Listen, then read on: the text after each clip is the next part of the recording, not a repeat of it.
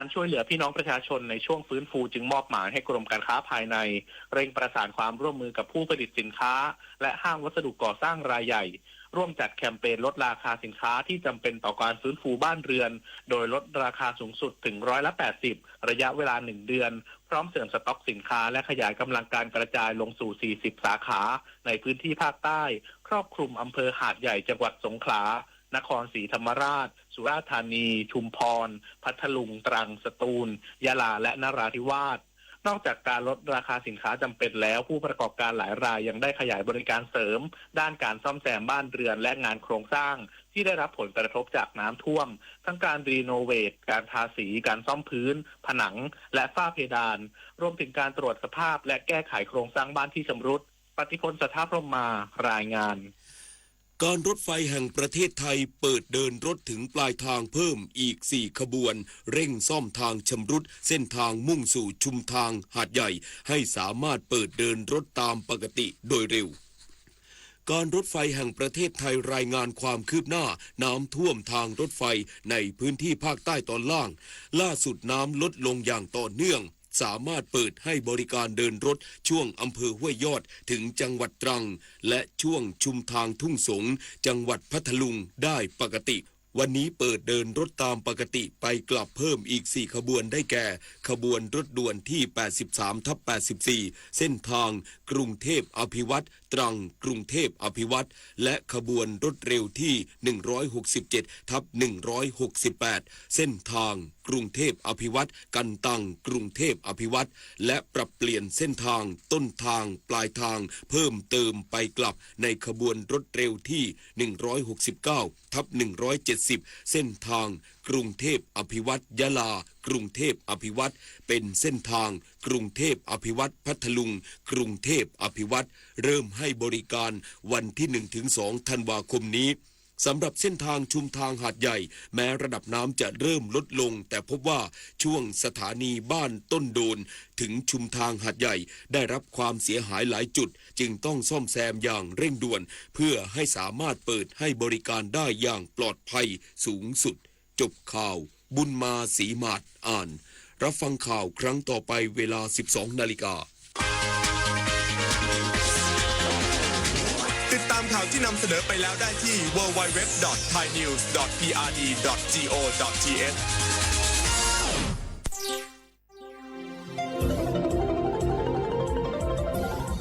วิทยุแห่งประเทศไทยให้ความรู้คู่ความสุขสถานีวิทยุกระจายเสียงแห่งประเทศไทยจังหวัดเชียงใหม่ AM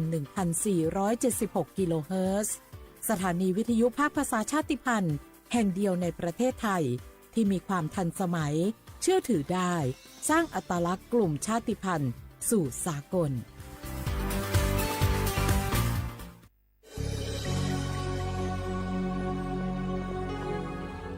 เกิดเป็นคนไทยเติบโตบนผืนแผ่นดินไทยจงภูมิใจในความเป็นไทยชาติไทยเรานั้นนับเป็นชาติที่มีความเป็นมาเก่าแก่ยาวนานเรามีภาษา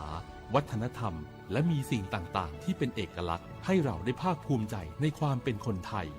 เราควรเห็นคุณค่าและมีความรักชาติหวงแหนแผ่นดินอันเป็นมรดกของบรรพชน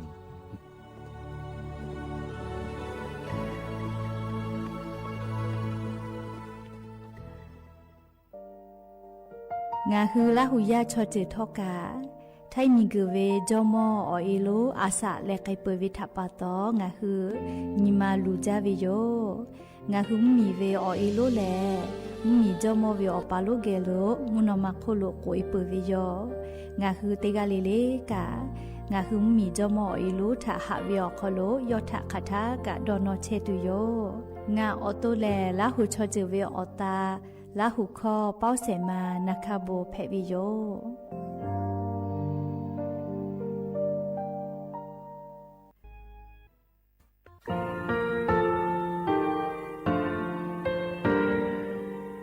งาคือมีติปิเพกาเวเชลงาคือติกาติชื่อแลติเลเพกาเวมาเฮยาค่างาคือชอยาออโตคโลกาติเชเวอเคอคาติผาคาชูโย อาชุโยเวโยกาคาเดติเลอติแกกาพุติลาวิทปาตองาคือชอยาอาสติกาวิโยงาคืออตุคโลอคืออคากาติเชเวเวอีเวมาโกติยาเลเลทอกาอายีเวคาชเวเพวิโยอลากวงาคืออตุคโลอคืออคากาติยายามาเตียลาวิโลโกงาคือชอยาทอกาอาสติมากาวิคาชูงาคือมีติปิเพกาวิเจเลงาคือติมูติฉติเพเลอติกาเลเลอาชุโยเวอเวปุตาเวกันติภาคาเสติเกคาเดกากาติเชวิทัปาตองาคือมีติปิฉกิเพลากาวิโยเชเลงาคือเทโจโมโคคางาคือมียาถาตอกคอปิลาตาเวปุราเวติฉเสนีเสหปามัชหปานิหิงาติฉออกขอทามัววิทยาลัยวิชาการศึกษาประสานมิตรโกเวออคโลจากเกรทาไทโจโมคุโฮกางาคือมียาถาปิยาลาตาวิตอกคอติพายโย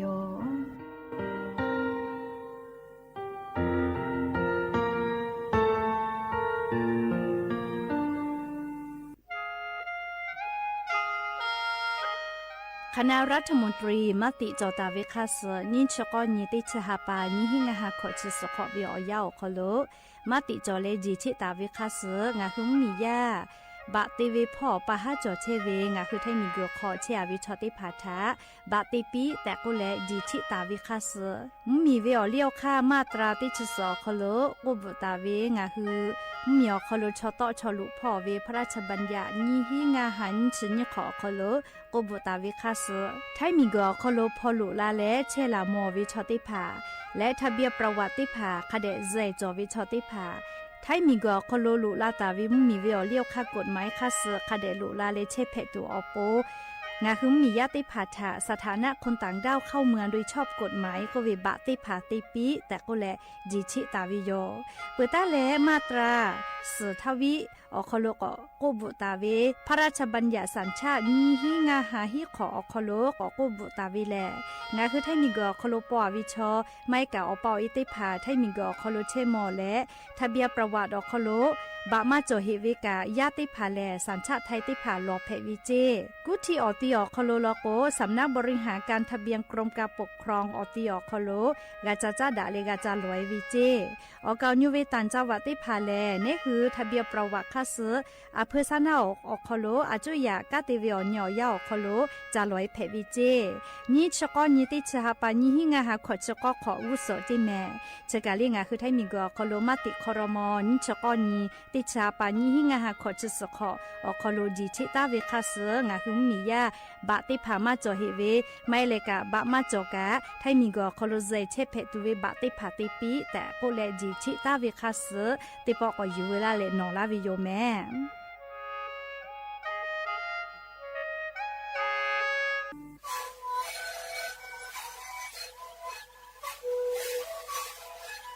ชริกูนคือยาแก้เชื้อเวออกข้อเฉลยและหูข้อก็คือออกทีจังหวัดที่ไหนเอ็นนาบาเต็งที่โอหาจิตขอกิโลเฮเต็งเลเลมหลอกเอาพ่อเอายาแก้เชื้อนาลีและเต็งชิ้นนาลีและมันถือว่าเอายาที่นาลีเคยแต่แล้วพ่อหนุ่มชาพยองเต็งเลเลและหูข้อก็เชื้อเวและงานและหูข้อก็เคยส่งมาในคาโบเมดิโซ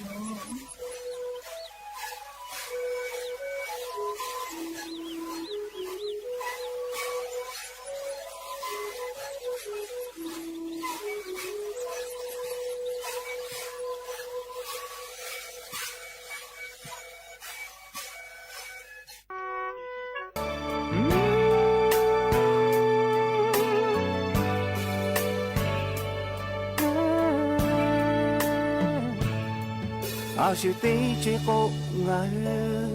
la hu ya de ye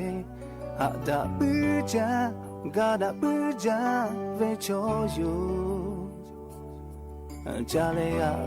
ga cha bo ti ge pe cha ve ye tu ve mo ye to ti ge pe ye ve ti mi he te yang ga ko Tây cô tây ga ghé ga đã về ga ba đã lẽ ô cho tây về Hama hu to ma do ha Ale bi se che Chita pushi shu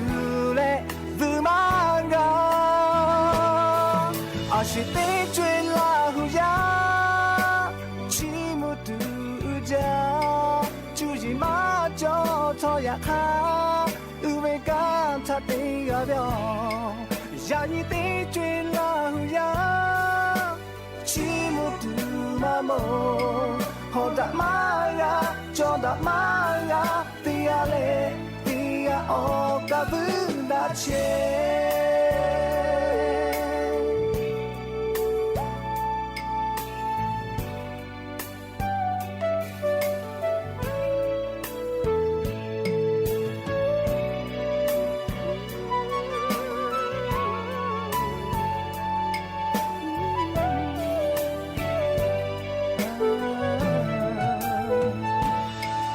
Yani te chwe nga hu la hu ya te pha no mu no cha nga mu nga cha po da che pe a shi yo bu che do le jo da ho da ma ga ka khe te le do sha la ga du le no shi ve ta te nga shi ve ma te ha she pong da le ha da pu ve ga da pu ve cho phe za yo ti ga ta ti ga ve ba phe da le cho da ho da ve cho phe pi a shi te chwe la hu ya chi mu tu ja chu ji ma jo to ya kha u ve ka ta te ga byo ya ni te chwe la hu ya chi mu tu ma mo ho da ma ya jo da ma ya ti ya le ti ya o ka vu da che a shi te chwe la hu ya chi mu tu ja chu ji ma jo to ya kha u ve ka ta te ga byo ya ni te chwe la hu ya chi mu tu ma mo ho da ma ya jo da ma ya ti ya le ti ya o ka vu da che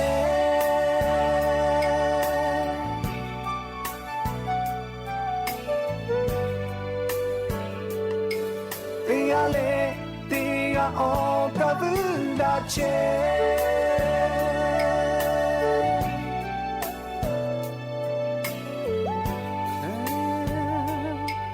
ti ga le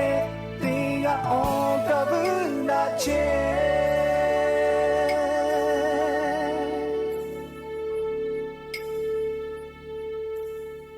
Obo da javi yo ya ni mo la ka te pa thoka da javi yo nyo ya cho kholo nga hu te pa ko ga mi la le o cho pa pa lo che ta ve nga hu o bi yo ni ra hu ya te pha ge o rai ka obo da ja ko vi o kholo nga hu te pa ko ga mi la le o te ge ga phu ga mo da le o kho ga ko ka da ke che vi tha pa toอลอเปติกาเลเลฉาตาอุยอยาเวอคโลละเซจาเลอไรกาอโบดาจาก็เวอคโลหะอยู่ลาวิโยแมฮาวิอเวอเนียระหุยาข้าพเจ้าพอลุเชตาเวคักคิเพเชเลติกาเลเลทอกาจาแม่ดอแม่ซแม่กาแม่ฮาเลดอซาเชลเลนาจุเรเจเวอยากาเลงาคือให้มิงก็คโลแลมุกะเวอยาลุลาเปเวทะปะตองาคือติกาเลเลกาอเจ้ายาคัสเพตอลาเชเวอานาอากอติพัทะนี่คือตอดะและปูกากากิตัวโปติกาเลเลกาจาเวดอวิเชเวจอวิเตเจเลเลพออายีอยู่แล้วอาชุยอโตยอยากะทะกะเดญหาซานดักอิสิแม่และยันยิเวอยาแลชเดซอคโลสเปขอนีเตชเตฮาปาโนเวบะฮาปาคโลยานีนิชกอนีลั่นเพวิโยและจะขอทอกันยิหินชงาขอสขอ หาวิอวิอเนี่ยละหุยาติเผาตีนี่เลมุนก็วิอยาตีชุดตีนาลิตาแล้วสาวมุนก็ตีชินนาลิทักขกาย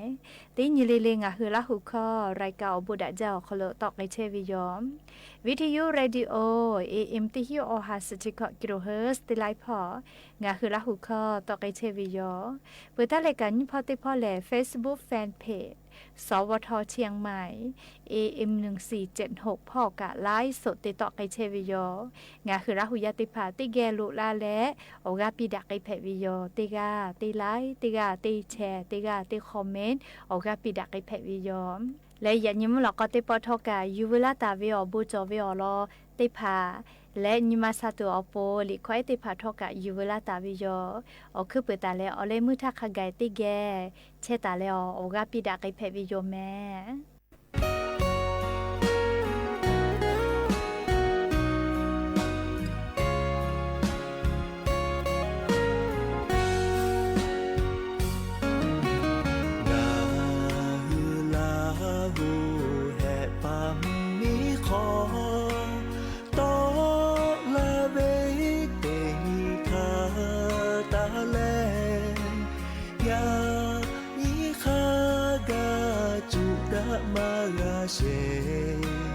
โอ้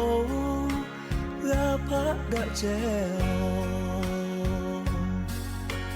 งาฮือลาหูคำมีเชทอหาดะเปดะเวมาจอแลยายีคากากาพะดะเวโยเก้าแม่ลาหูยาวโนคาโลลาเจโทโนลาหูเตตาเลมีมาขอคาถาทอดอนอแม่ลาหูตีหวยตีโย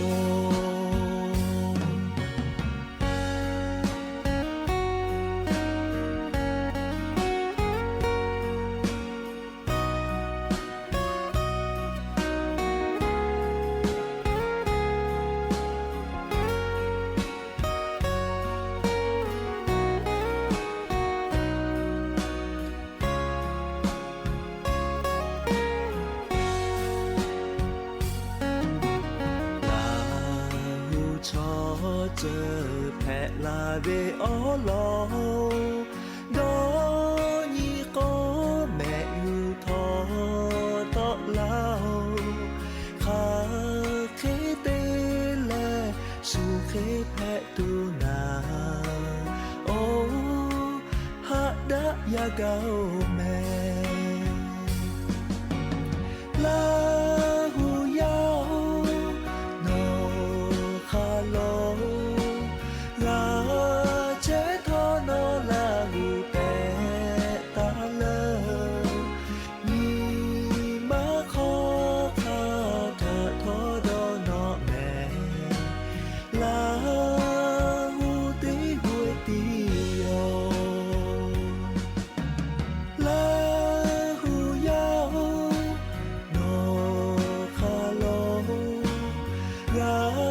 เจโทโนลาหูเตตาเลมีมาขอคาถาทอดอนอแม่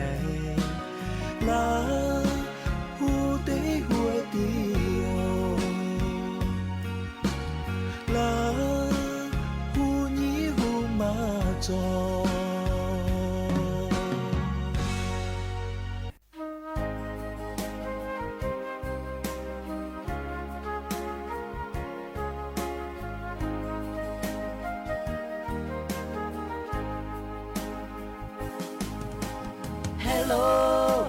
สบายดีไหมครับหาไม่ออกชอปะเตกาลิหูยานีเตเกกาพูดาเปเชชาโชลาโตชาโชลาเฮโบนีมาลุเชลาคือ下木他得个起马不，不晓那位阿木他那和起木哎哟，得你嘞，得呀嘞不那啦，个大位哦西哦那个得个，那位你妈卡不他。可爱卡嘞，诺他阿胡起木喂哟。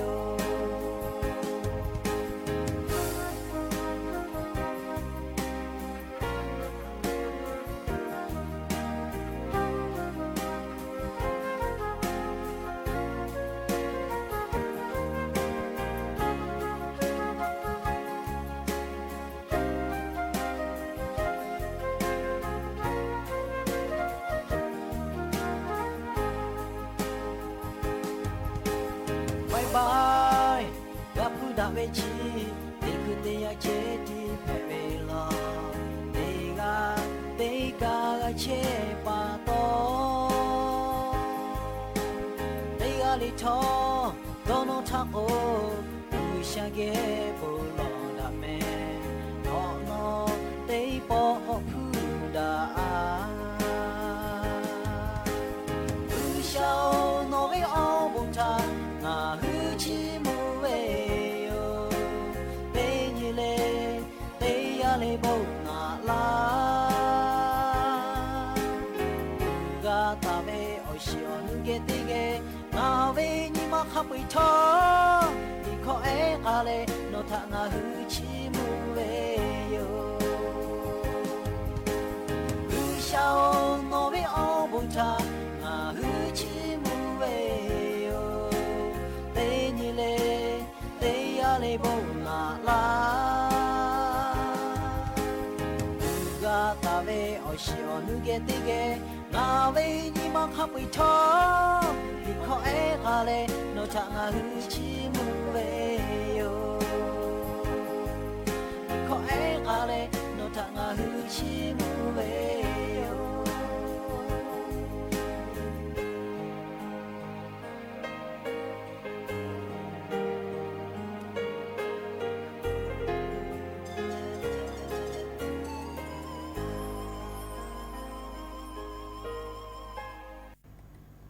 จ้าแลผู้หาซาไกเวออกเข้ารอติผาอยู่เวลาแลเลียงาคือติแกเจดะกาวิโยงาคือผู้หาซาวินหมวกเขแปกาวิโยเยกามาจอวิชอติผาผู้หาซาวิออกคาแล้วเยกาจอวิชอติผาผู้หาซาวิออกคาคาคิกาติจอวิเลอลอกวชอยะชอยันคลีเจติงาคือผู้จากาวิมาหิแมลียันคลีติจากาวิมาหิชอยะวุสพอ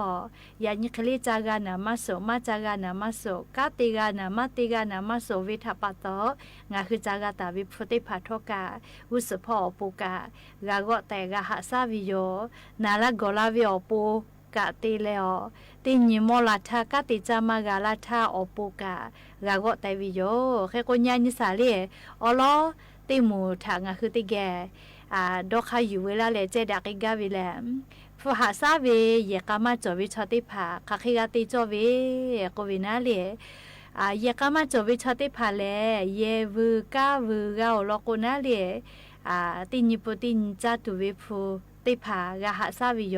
เลียอาสากาลาวิทยาธาเฮกว่าประกาศชีวิตติภากาจติยาจอวิเจ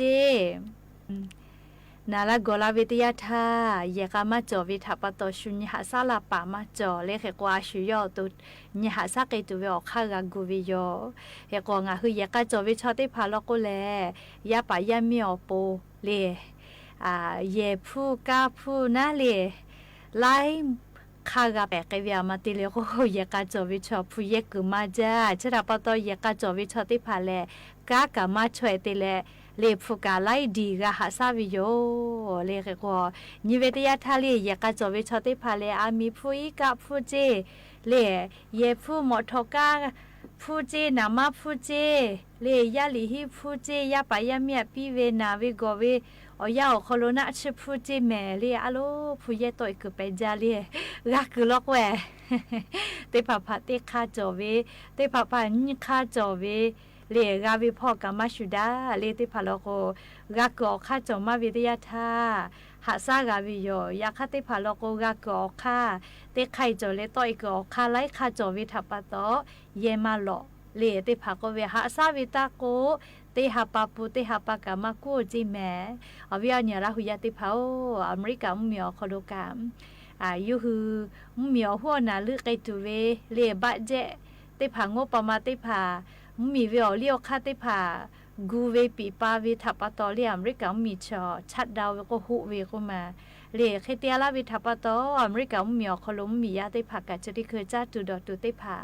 ขะวิเจเลจ้าตุดอตุขะเว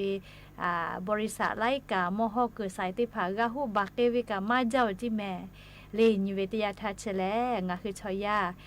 อาสาติกอโคโลกาจากาดอวิพอจ้านดาวิโยเฮโกงะคือไทมิงกอโคโลลอกวเตจ้ามือจ้าปื้อเวลโกแลมาจามือสแมเลติมีเฮเตอจอเลอชอปาลโกโลกาฮากาเฮปื้อเฮโคโลจาจากะจ้าเลไมกะคูเอเตวะฮูกะฮูเวลโกอาสาจ้าฮูกาวิแม่เลียกค่ะเคโกทอกาตินิปุตินเจติกามาหล่อเฮลอเลชอยาเพวิทัปตอซอปอโปเลียนาลาโกลาทาอโปโมลาทาเยจากไอตัวอโปเลียชริภากากาสอไตจอลอเลียโกจากากาตาวิพุชิโมเจเอติภาเสหาจากาเลโอหาเยเวตาเพปีเลียเสหาจากาเลนิหาเยเลติหาหาซากาวิเพปีเลียเฮโกงะคือเลมาโกเตปุลอกวนาเลมาจอวิโยเลียเฮโกอาสางัดชขอคู่กาลาโกจีตาติชาเจเลจีเซปุวิโอยากาวิจิเมลีอาสางาชขอคู่กาวิทยาทายกงะคือลาหุยาไคเพเชเลงากาจีชามาใจก็มายาไคจุจาวิโอโคโลงาชขอกุสอจีชาวิเซปุตัวโปงากาจุจาเทวิโยเลอวิโอเนลาหุยาติภาไคเพเชเลเลคือก็งาคือเตกาลิลิกาชิยอตุกาพุญิแลดอนิแม่มาเวจีชาจาวิอาโทมาเลมาเสมาเพวิอามาเลอัตมาติจือแม่ลูกะเชกาเวและภาษาเวคันิบะโจเลดอนิแม่เลอยาจอทาดอนิเลกะคากุปืเวลโกดอหาดอคิเวมือเจกะเจเวติภาทะปุกไอกาตุยอยาคากะคามากุเลมาดอนิปืเวลโกเลอยากาลาวิทยาทาไคเตียมาหิเพลาวิแม่แต่ก็แลลิงอ่ะคือว่าวิญญาณละหุยาติพัทธะยากะจอเลยากะมาจอเวฟัวหาซาวิกะปดะจาลีสาลือเลกะยากะมาจอเวลก็แลมอลาทาอโปนะเลคเดกะหาซาแต่อวิโยยากะงะคือยากะจอเวชอติเผาโปลก็นะยาปะยามีหูเวทัปะตอเลโบดะแล้วก็ยาหุยาเฮกะจาวิกะจอเวเลก็จะกะนะอยู่เวลาแลงะคือละหุยาติพักเกอเจดะวิโยแม่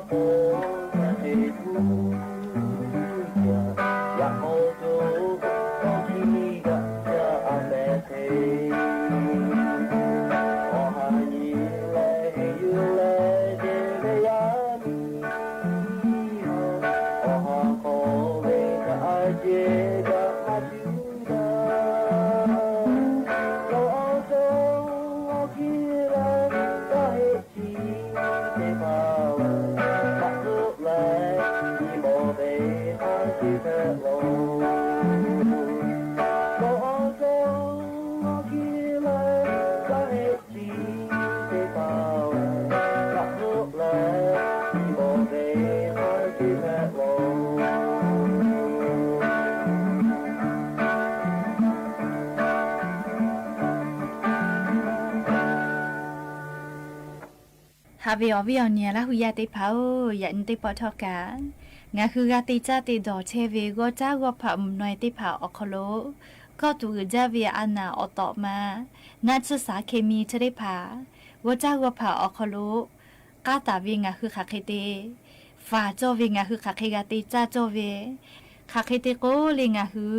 ว่าจ้าก็ผัมหน่อยออกโลนัดสติผ่าบอกคือตาเวทางาคืออตัวออกโลชมามากาลุลาจูขาเคกาติโจเวออกข้าอลอติผ่าอยู่เวลาแล้วเวียวเนี่ยละหุยาติผ่าถาทุลากาวิโยจะเบิดติจูเวียยาแลเลียอาสติคาติผ่าทออเจ้ายาคาสกาเทปีปาไกเทวิโยอาช่วยท่าลอกแลเลียงาคือก็จ้าก็ผ่ามุนให้ติผ่าเมาเวแลงาคือมาวูจ้าแม่อาชุยเวติมีแฮคโลอากาอาจโค คูเอติผาติเลียวก็จ้าก็ผาอาผีชูกุกะช่วยติผางาคือตีแหลวิโยยาคาชบุติจูวิออยาแลเลียวอเจ้ายาคาเสนี่คือชอยาอาสติคาติผาทอกาตีปาไกเจ้าวิโยมาวิชบุแลเลีจะหอบมาตีตาตีเลอาผีตีสือทักขกายชูเตหัววิติผาทะเจติงาคือวุจ้าเทวิโยแค่ก็เลยตีหอวิชอติผาชอยคือมือตาว่าตาเวตีตาเวอเจติผาคาเคติดาลาเลอสอญูมาช่วยกาเลอคาเดกว่าฮอจูอปติอยู่ดอนนี่แหละเตวิโยเลมาเวตากะเตวิชอติผาแล้วอเมกาพ่อดอนนี่มาวิโยเลอเกาญูเวทะเคตตอมาดอนนี่แค่ก็เรียกคือว่าเจ้าว่าผาเลชูตีหัวเวติผาอคโลแลแต่ยาแลดาจูเลมีคือกือวิโยเลมีคือติผากะทิดาลาจูกือวิโยเปื้อคนนี้ยาติยาลอโกแลปือมือเป้มาน้องมากะนามากะทออผาดาเดคาเดกิจูอโปนัดสติผายาฆ่ามะเร็งติผาบ่วิโยเปื้อเลลิเสยาติยาลอโกเลกะทิอุลามลาจูนาเลอพุลุโกชูฮูอผาชิมมุเกจูเวนัดสาเร่งติผาอยู่หูบ่วิโยแค่ก็เรียกเจจะได้ผ่าแล้วเลยดวนี้เลยเปิดมือแป้มาน้องมาได้ผ่ากะสวิโยแค่ก็นี่คือชอยากะอัสเฮเลียนี่คือชอยากะสลาวิโยเลยจะดับปะตองะคือว่าเจ้าว่าผ่าวุลาเวติผ่าติจาวิทยาธาเลยงะคือฟาตาเจ้าเวอจะได้ผ่าอลอติยาแลเชื้อแบคทีเรียเพวิโยจิแมมเชื้อแบคทีเรียจะได้ผ่าชอเลยแต่ปฏิยาว่าเจ้าว่าผ่ามาโกไลจะเลยยาว่าพามน้อยติผากาเลนี่คือเกโลกาลาทาวิชอโนขอคู่โวลาเลทุปขอกาขอซื้อสะดุเวลาเลมือของกาลาวิโยแกก็เลยอยากก็ฮักก้าคเดมาดะเกเวมาโกเลทุปมาโกมาดะเกอตีอคโลคือเลอยู่เวลาเลงคือเกโลฮอลาเวติยาธาเลเชื้อแบคทีเรียติผาไปเวลาปื้วิโยหรือเลกาเลงะคือชอติผาก็เจ้าว่าผาชูปานาเลอยู่เวลาป่าอตุคโลอานาจ้าถาจ้าเป็นดักไปเปื่อเวอานาติผาจอเวลโกกะเชื้อแบคทีเรียชได้ผาทอกะวเจ้าว่าผาน้อยติผาเกโลเลไปเวลาปื้วิโยจิแม่จะดับปะตอเลเชื้อแบคทีเรียชได้ผาทางะคือฟากาจูนาเลวเจ้าว่าผามาโกเวลาเวเลว่าผาน้อยติจเลลิทอกะคาเดชจอเวลเปิดท่าเลนี่ยาติยาเลงคือฟาตาจอเวแลเชื้อไวรัสติผาอยู่จิแมเชื้อไวรัสจะได้ผาแลเลงคือว่าจ้าเชเวเลมาปอดาวิจเคมาให้กาเลปื้อบูมาติผาหน้าวิจเคว่าเจ้าว่าผักคือคาเดมัชปอวิลโกกาเลเชื้อไวรัสติผาเนตาเลงคือกายูจาวิลโกนี่คือออตูออคโลทอเชื้อไวรัสลุยวิโยจิแมเปิดตาเลลีเสยติยาเชื้อราโควินาเลเชื้อราโควิอยอตะวิอานานะมาเวเลบุญยูเว ยอตะวิจะได้ผาชออภิกุเอเวเลผู้ชูผู้ได้ผาเกโลจะจอปื้อวิโยลีมีนอสจะเคเวได้ผาอคโลจอปื้อวิโยและเลเชื้อราเลงคือละหุคอลกัวบุญยูเวโควินาเลบุเวโควินาจะเควิชอเชสาจอซาพอเวมอสรากูตอคอลกัวสารอะฟลาทอกซินก็วิโยจิแมเชเวชอเลงคือคาเดติเมียก็ช่วยเตโกสารอะฟลาทอกซินจะได้ผ่าเจาะยกขยอใส่เปื้อเจแค่โกเลงคืออภิผู้ชูมาโกเลมีนอสจะเคเวได้ผ่าทองคือคาเดติเมียเลกาจาวิโยเลลือเลกะบุญูเวเลยอตาเวได้ผ่าลโกตาอยู่เตจ้าอลโกเลสารอะฟลาทอกซินจะได้ผ่านี่คือเอาตัวอคโลวะไตมาวิทยาธาจูอเซเกลเลมาเลอานาติผาแพกลาวิโยจิแมเปิดตาเลออยาติยาเลงคือฟาตาจอเวแลปุตีเลปุตีอานาเชเท่ากาเลปุตีอปุมาติเจอลโกเลนี่คือชอยันยิมาหมอวิโยเลอเซไมอีจาเลว่าเจ้าว่าผามุน้อยจิคอลสจัเชียปุวิโยแค่ก็เลงคือว่าเจ้าว่าผาคเดมัชเวตยาธาปุตีเลไล่จือจอวิโยเลเส้นได้จิเลเส้นม้าจิเลไส้เดือนจิเลปุตีจะได้ผักกับอปุมาไล่จือจอวิโยแค่ก็เลงคือว่าเจ้าว่าผาคเดกัชวิโย เปิดตาเลยง่ายอย่าได้อย่าลีอย่าเสทางากูมือเวเลยอย่าฆ่าแมลงก็เวนาลีไทยคอลอกว่าปืนมือเป้มาน้องมากาจามากานาเลยก็จ้าก็ผ่าขอกูเลยมากาเกจูเวนาเลยน่าจะได้ผ่าบัววิโยแค่ก็เลยน่าจะได้ผ่าชอง่ายๆเลยมาเปะปื้อวิโยเลยฉดาปะตอก็จ้าก็ผ่าอยู่เวลาแล้วติจาวิทยาธาอีกาเคฟมาขอคเดกุเตียเลยอาลาเคติชงานาทีเคติติบาเจเปิดขอนอเลยอีกาขุติมือติปอตีก็จ้าก็ผ่าติผ่าคเดติแลเชื่อใจแม่เลยจาวิดอวิทัปะตอเลยงาคือชอยากานากาตุคาวิมาจาจาวิดอวิทัปะตอเลยงาคือชอยานาเลเซวิกาจงมาจาและลิจาวิดอวิทัปะตอนี่คือชอยาเชซาจอซาปื้อออกาซาดาวิโยเคโกเลยอยากยิงาคือคาเคติจือเพจตุเลเลยนี่คือออตุธาเคโกเลยงาคือกาอยู่จาเชวิเลยก็จ้าก็ผ่ามุน้อยจะได้ผ่าทอกาจะบุญยาวิออยาเลชูนัทสาเคมีได้ผ่าเยมาวิทัปตอลิงาคือคเดกัชวิโยงาคือจะขอเรียกว่าเจ้าก็ผ่าได้ผ่าจาวจาเวตยาชาเลคเดกานิลุวิโยก็เจ้าก็ผ่าเลอผ่าดะจาเลอเจดะจาปือมือเป้มาโนมาจาเวเลอคอกุเลคะเลจะเคมาจอยดะจื้อเวจะเคเวลาโกเลดอตะโลเลอุเวเลนัทสาเคมีได้ผ่าเยมาวิทัปตอปือมือเป้มาโนมาติผักะจามากาวิโยเลขโกงาคือว่าเจ้าก็ผัติผาจะขอลุแต่หัววิงาคือวิจาวิลโกกาอผักกุเลลิคะเลเคตตอมาดะจาวินาลิจอลอคือลอยวิอขอลุดะลอยวิโอเควิอจือติผาทางาคือญิลึวิจาลิงาคือวิจาวิกะลิกาลึปื้อวิโยอตูเชซาจอซาตัวอโปลิงาคือจาวิดอวิชได้ผ่าแลอายิคเดกาเตวิโยแต่ก็แลอวิออนเนี่ยละหุยาติผาทารอจ้ากอผ่าลือวือเลออยู่เวลาเลติจาวิทยาธาดาเกตุวิอจือได้ผ่าคเดกาเตกาชวิโยแต่ก็แลอวิออนเนี่ยละหุยาติผาทาอลอจะเคอยู่เวลาแลทูลาวิโยแม่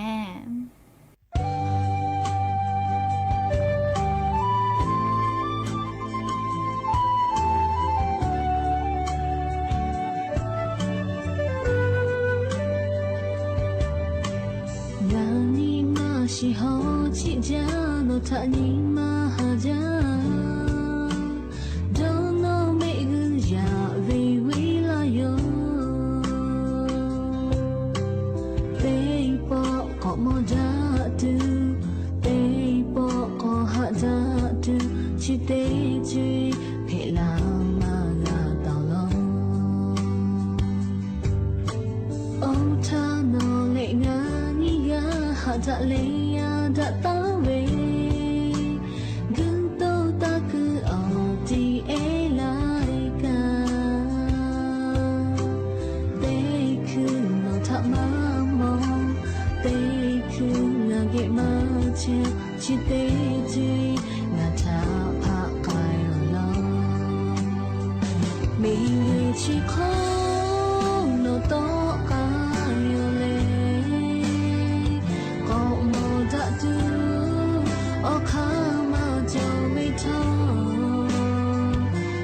ta hạ về ngao về ni mà chỉ ở kho mà lỡ ngà ở về bao nó ta ni mà hạ ja nó ta bao cô ở nơi tây ngã ta hạ mà la lệ nào mà cho thâu cả đi trên sông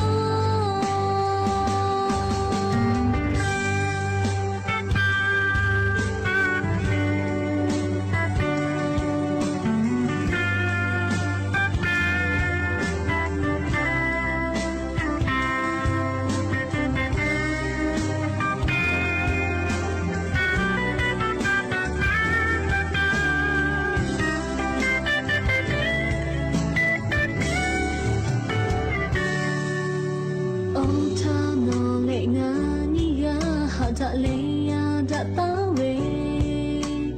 gần đâu ta cứ ở thì em lại cả đây cứ mà thả má mong đây cứ là ghé má chỉ đây chỉ là thả phá cài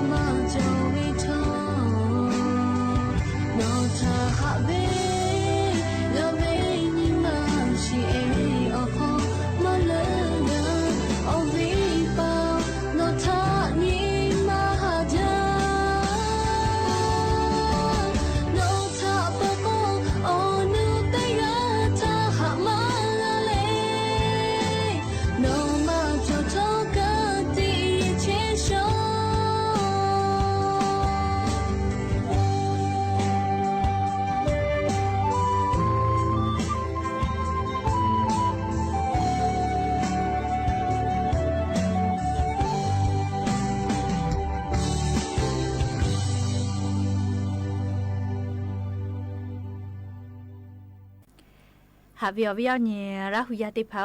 ชื่อบุวิวเจออยาอคโลแลลิซาตาอปออเคติผากาเปจาคุมาสาลือเลกาลีออนไลน์พ่อวิลิซาตาติผาโนคือพ่อหาอยู่เวทยาธาเลคาเดกาชนิแต่นิเฮวิโยอลก็มาเวเลซาตาออนไลน์พ่อFacebook พ่อ TikTok พ่อเรียไลพ่อแพต่อเวติหมู่แล้วก็มาฮิฮิเวอลอแพต่อวิกาจอวิโย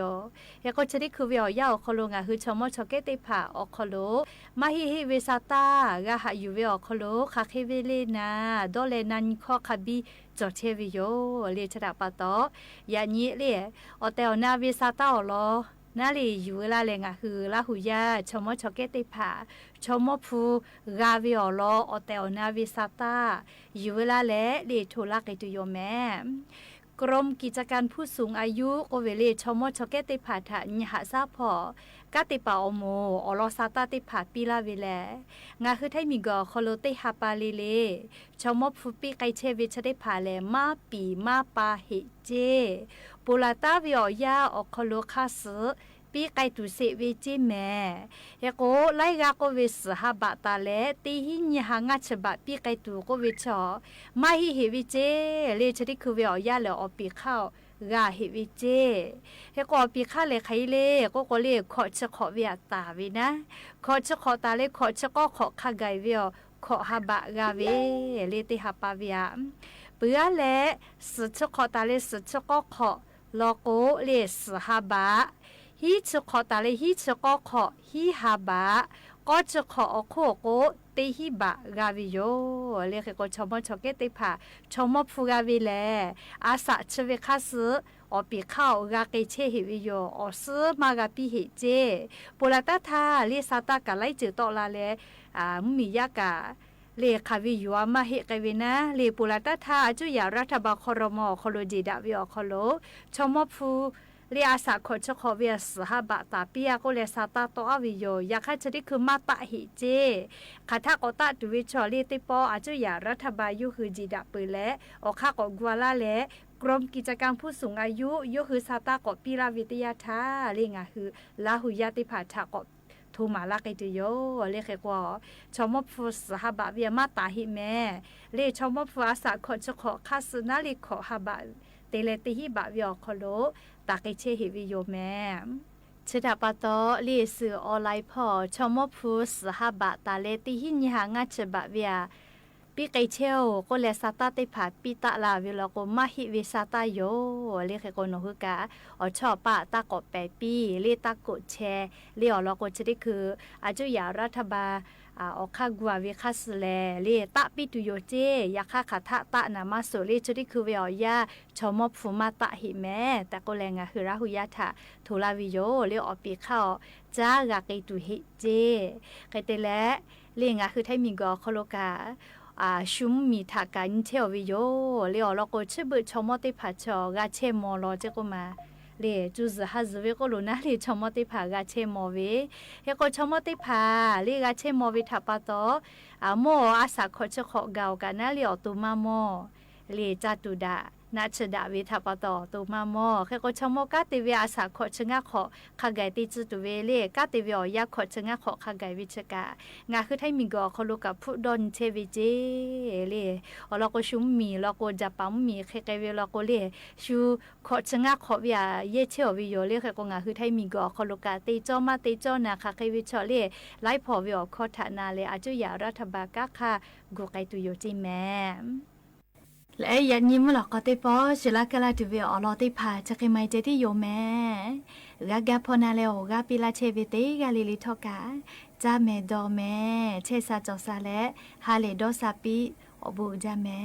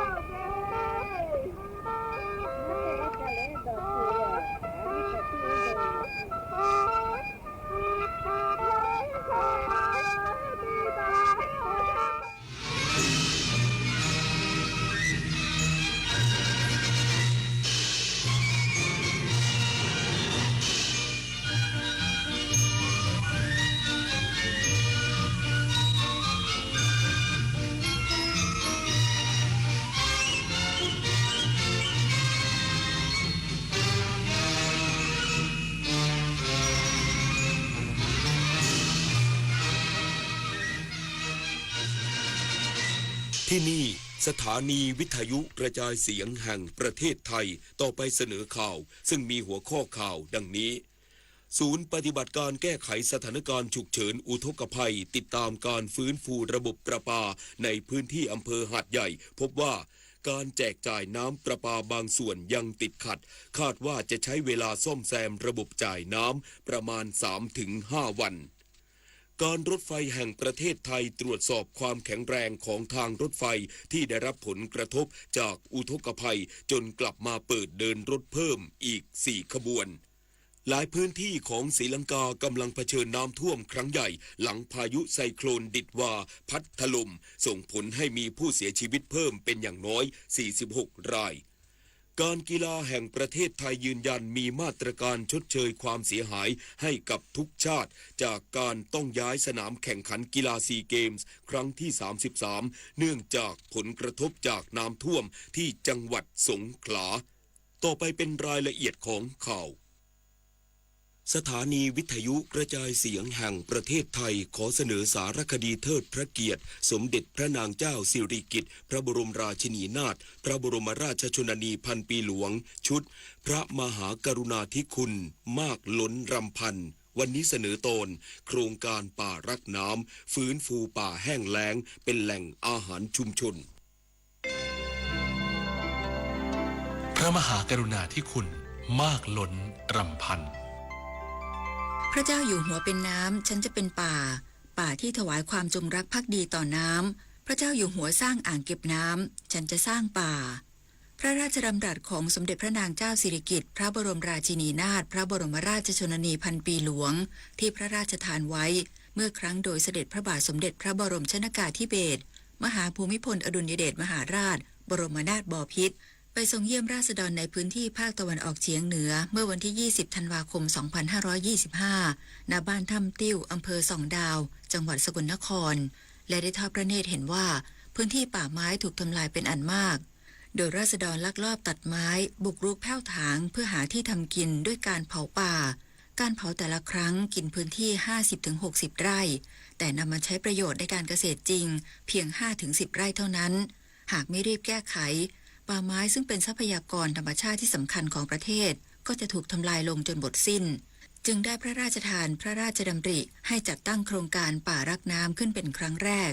ที่บริเวณเชิงภูผาเหล็กบ้านถ้ำติ้วจังหวัดสกลนครโดยการชักชวนประชาชนทั่วไปและข้าราชการส่วนต่างๆมาร่วมกันปลูกป่า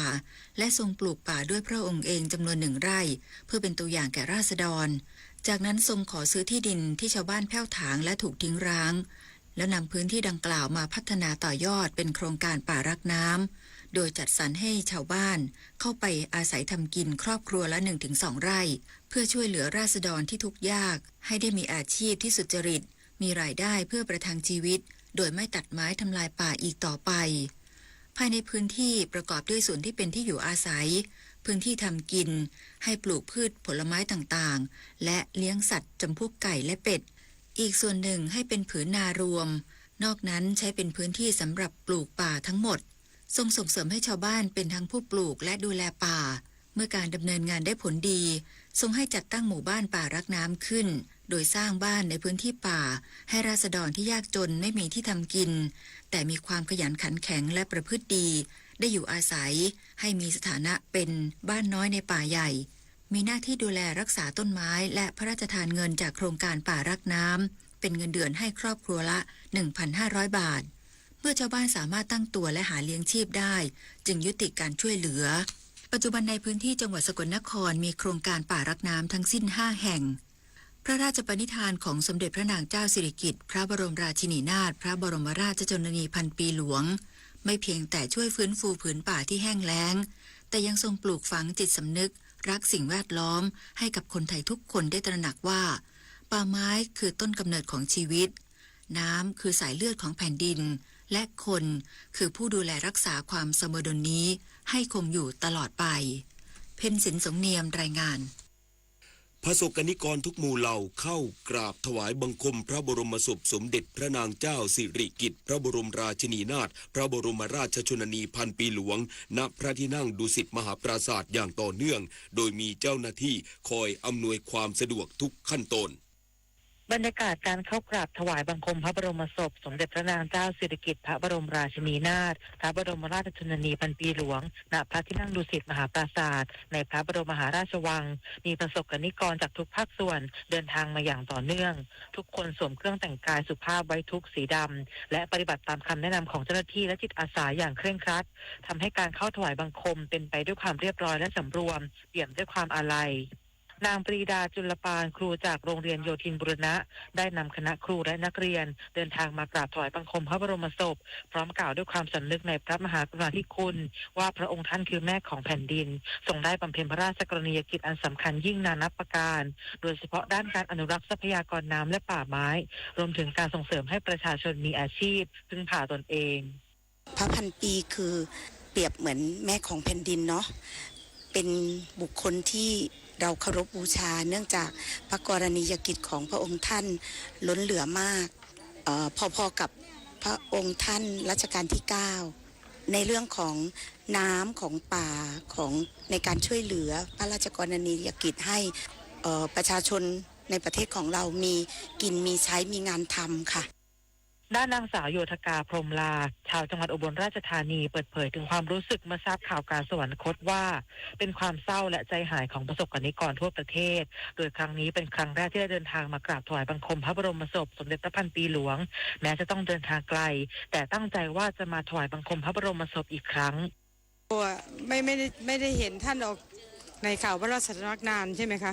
คือเราจนแบบคิดว่าอะไรนะพอมันประกาศปุ๊บมันก็ใจหายนะคะแต่ว่าก่อนหน้านั้นคือไม่เห็นท่านก็เลยเหมือนกับแบบว่ามันยังไงเราก็แปลกใจอยู่ว่าทำไมไม่เห็นมีข่าวมาว่าท่านอยู่ยังไงเนาะค่ะแต่พอประกาศปุ๊บทุกคนก็เศร้าหมดนะคะค่ะท่านก็คือเรื่องเกี่ยวกับศิลปาชีพนะคะก็คือศูนย์ศิลปาชีพที่บางไทรอ่ะพี่ก็เคยไปเนาะก็ชอบว่าท่านอนุรักษ์ไว้แล้วก็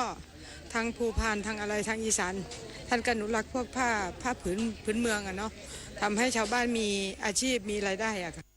สำหรับการอำนวยความสะดวกแก่ประชาชนกรุงเทพมหานครร่วมกับหน่วยงานที่เกี่ยวข้องจัดกำลังเจ้าหน้าที่และจิตอาสาดูแลความเรียบร้อยทางด้านจราจรการแพทย์การรักษาความปลอดภัยอาหารน้ำดื่มรถสุขาเคลื่อนที่รถวีลแชร์รถกอล์ฟสำหรับผู้สูงอายุและผู้พิการนอกจากนี้คสมก.ได้ปรับจุดจอดรับส่งรถชัตเทิลบัส M1 ถึง M16 ไปยังถนนราชดำเนินใน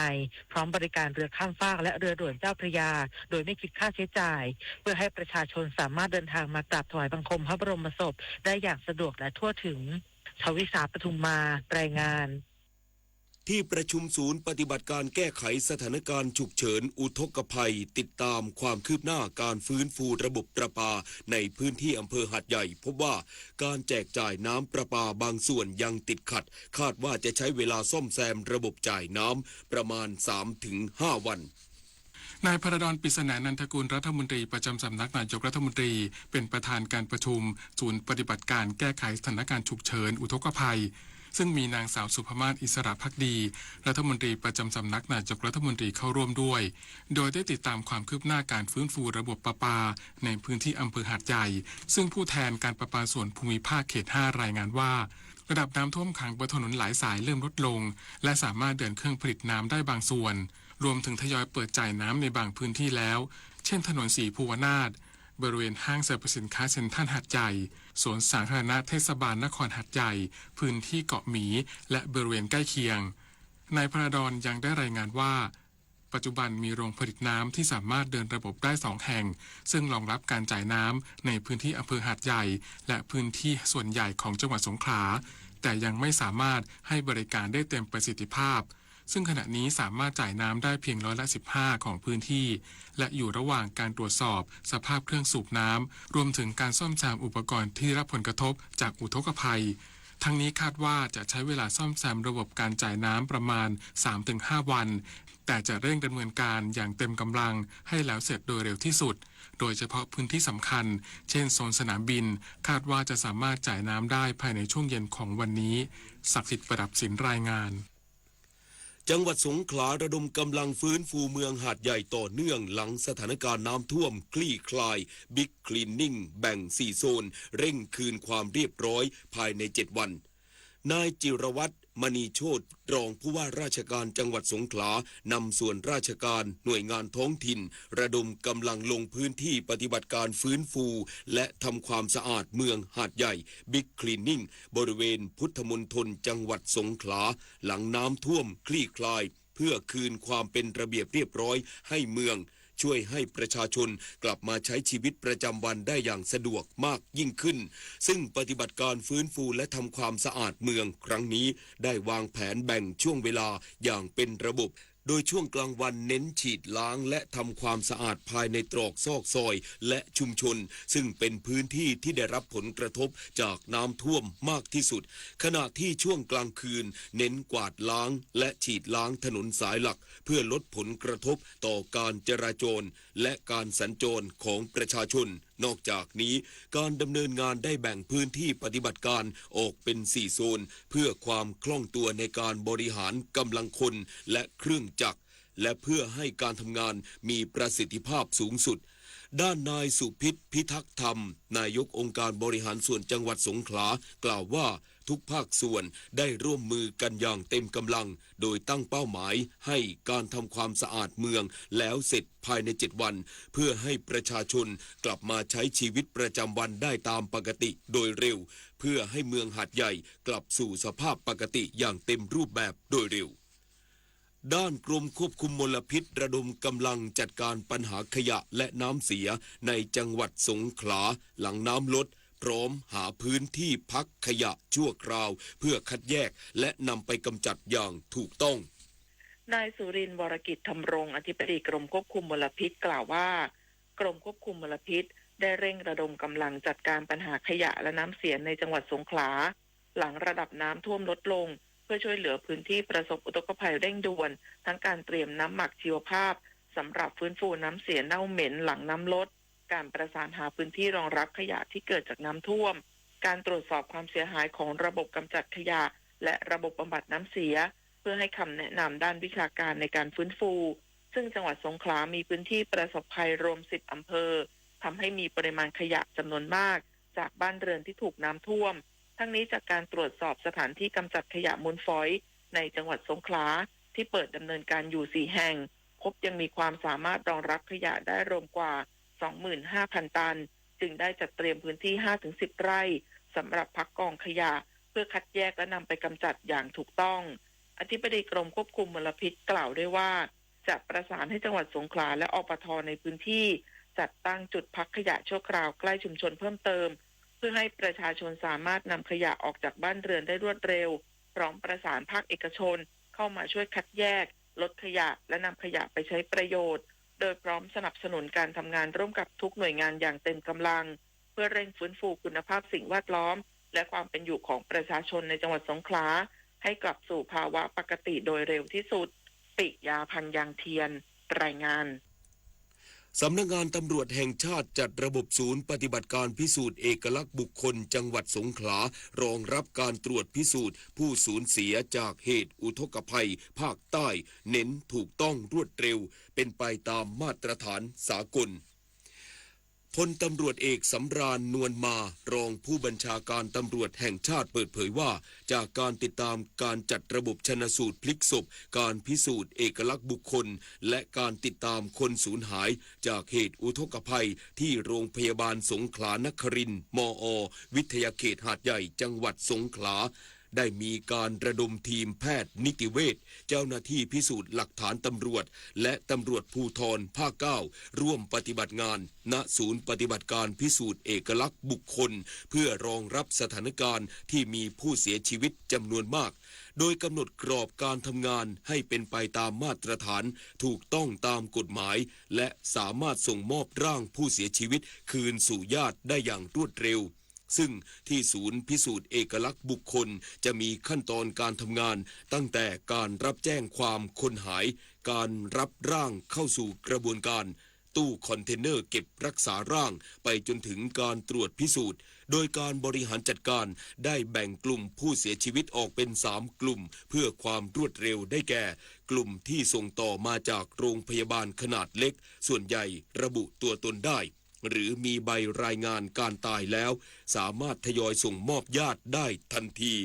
ก กลุ่มที่ระบุตัวตนได้คือทราบชื่อนามสกุลจะเข้าสู่กระบวนการตรวจรูปพรรณผ่าชันสูตรพิมพ์มือเทียบทะเบียนราษฎร์และอนุมัติคืนร่างส่วนกลุ่มที่ไม่สามารถระบุตัวบุคคลได้ต้องเข้าสู่กระบวนการนิติวิทยาศาสตร์ขั้นสูงเช่น DNA หรือทันตกรรมก่อนพิจารณาคืนร่างต้องเก็บร่างไว้รอญาติมาตรวจเปรียบเทียบเอกลักษณ์บุคคลหากตรงกันและผ่านการพิจารณาของอนุกรรมการส่งคืนศพที่มีแพทย์นิติเวชตำรวจพิสูจน์หลักฐานและพนักงานสอบสวนจะส่งร่างคืนให้ญาติต่อไปทั้งนี้ญาติของผู้สูญหายสามารถติดต่อแจ้งความได้ที่ศูนย์บุคคลสูญหายณโรงพยาบาลสงขลานครินทร์ส่วนหน้าหรือสถานีตำรวจทุกแห่งทั่วประเทศโดยตำรวจมีระบบคัดกรองเพื่อเก็บตัวอย่าง DNA เทียบเคียงกับผู้เสียชีวิตเพื่อยืนยันตัวตนต่อไปส่วนภาพรวมสถานการณ์อุทกภัยในพื้นที่จังหวัดนราธิวาสเริ่มคลี่คลายลงแล้วเช่นกันขณะนี้เร่งฟื้นฟูซ่อมแซมอาคารบ้านเรือนให้ประชาชนกลับมาใช้ชีวิตปกติโดยเร็วนายวิรพัฒน์ บุญธริกรองผู้ว่าราชการจังหวัดนราธิวาสรักษาราชการแทนผู้ว่าราชการจังหวัดนราธิวาสเปิดเผยว่าขณะนี้จังหวัดนราธิวาสยังคงได้รับผลกระทบจากสถานการณ์อุทกภัยในบางพื้นที่ของ13อำเภอโดยจาก69ตำบลคงเหลือ67ตำบลมีประชาชนได้รับความเดือดร้อนเพิ่มขึ้นจากเดิมอยู่ที่ 291,706 คนขณะนี้ยังคงเฝ้าระวังและติดตามสถานการณ์น้ำฝนน้ำท่าอย่างใกล้ชิดโดยวันนี้จังหวัดนราธิวาสมีฝนฟ้าคะนอง30%ของพื้นที่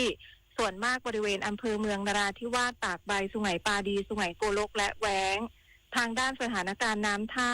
ลุ่มน้ำสายบุรีอยู่ในเกณฑ์ปกติส่วนลุ่มน้ำบางนาราสูงกว่าตลิ่ง60เซนติเมตรลุ่มน้ำโกลกสูงกว่าตลิ่ง37เซนติเมตรทั้งนี้ทางจังหวัดนราธิวาสได้ร่วมกับหน่วยงานต่างๆหน่วยกำลังทหารบกทหารเรือตำรวจรวมถึงจิตอาสาให้การช่วยเหลือประชาชนอย่างต่อเนื่องทั้งมอบข้าวกล่องน้ำดื่มถุงยางชีพโดยเฉพาะการฟื้นฟูทำความสะอาดบ้านเรือนจัดบ้านจัดเก็บขยะ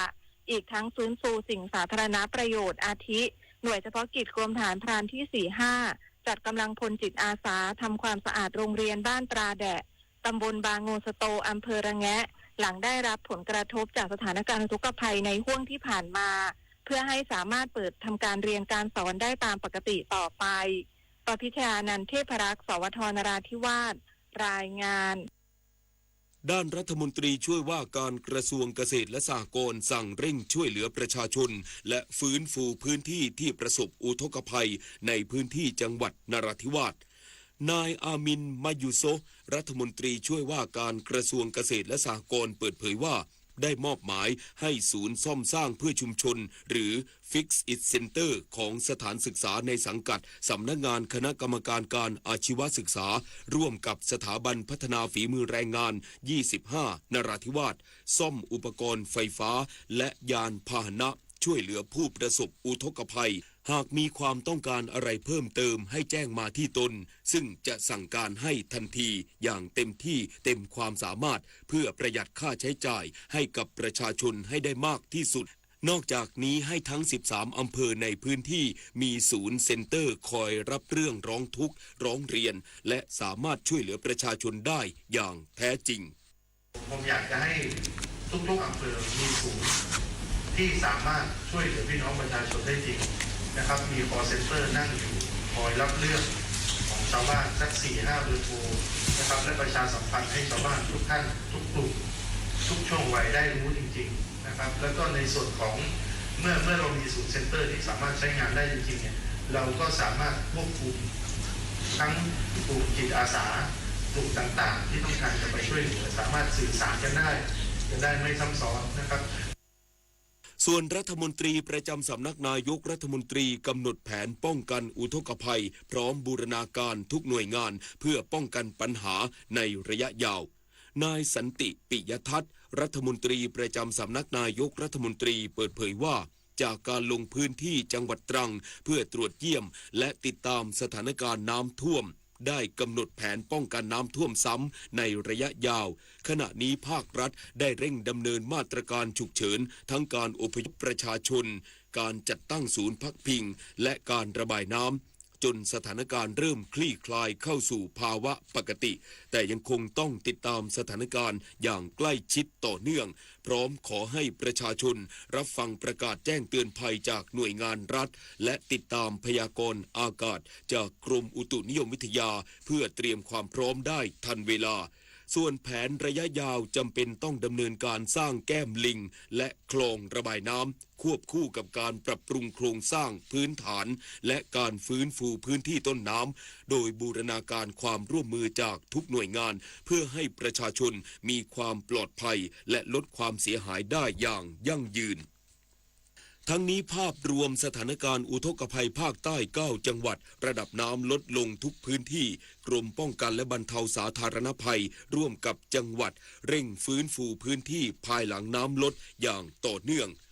นายธีรพัฒน์คัชมาศอธิบดีกรมป้องกันและบรรเทาสาธารณภัยหรือปภ.เปิดเผยว่าปัจจุบันยังมีสถานการณ์อุทกภัยในพื้นที่9จังหวัดภาคใต้ได้แก่สุราษฎร์ธานีนครศรีธรรมราชตรังพัทลุงสตูลสงขลาปัตตานียะลาและนราธิวาสโดยภาพรวมระดับน้ำลดลงทุกพื้นที่ซึ่งทางกรมป้องกันและบรรเทาสาธารณภัยหรือปภ.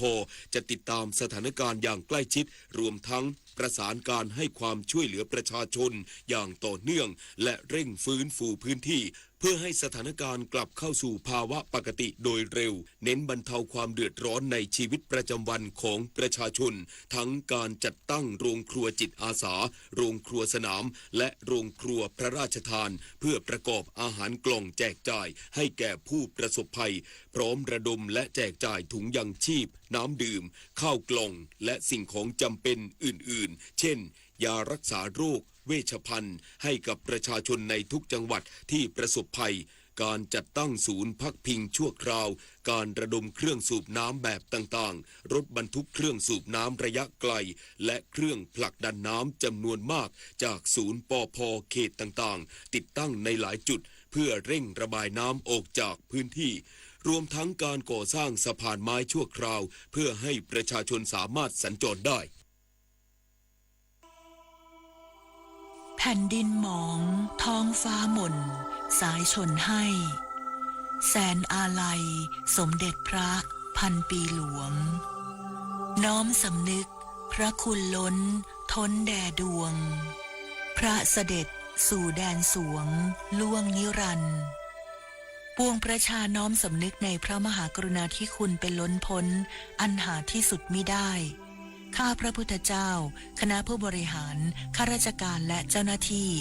สถานีวิทยุกระจายเสียงแห่งประเทศไทยกรมประชาสัมพันธ์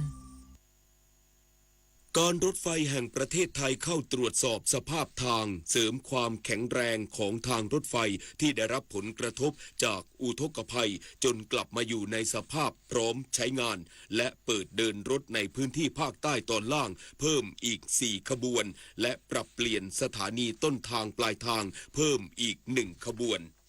การรถไฟแห่งประเทศไทยรายงานสถานการณ์ความคืบหน้าน้ำท่วมทางรถไฟในพื้นที่ภาคใต้ตอนล่างล่าสุดสถานการณ์น้ำท่วมทางรถไฟได้ลดลงอย่างต่อเนื่องส่งผลให้เจ้าหน้าที่ฝ่ายการช่างโยธาสามารถเข้าดำเนินการตรวจสอบสภาพทางซ่อมแซมจุดดินสไลด์และเสริมความแข็งแรงของทางรถไฟ